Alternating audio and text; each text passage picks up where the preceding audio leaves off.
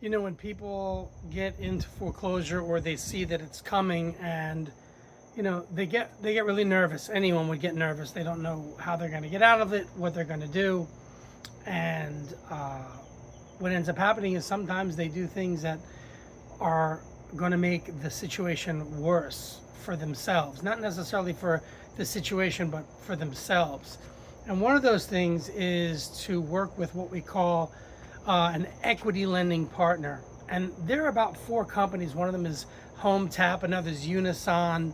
And what they'll do is they'll lend you a small amount of money, and then they will take a huge portion of whatever equity you have when you sell your house. So you'll think you're leaving with, let's say, $500,000 in equity, and you really end up with 200 or something like that.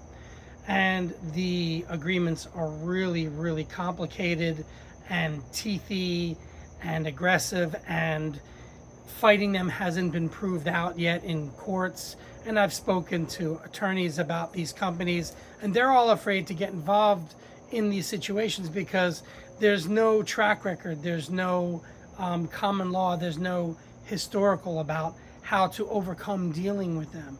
And so what happens is you kind of get stuck. You might want to sell the house, but you can't, or you could, but you'll be giving so much money away that you're kicking yourself and you're fighting yourself to not do that. Anyhow, there's a number of companies like this that I would avoid.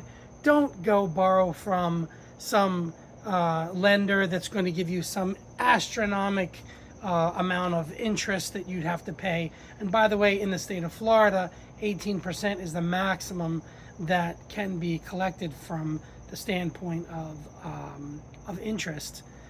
That's just a state that every state is different. And these people come very close to or even right up to 18%. They're happy to lend you and happy to have you choke yourself on your own poor decision. Don't do it. Talk with us first. Let us lay out the options for you, and then you can determine what's best for you and your situation.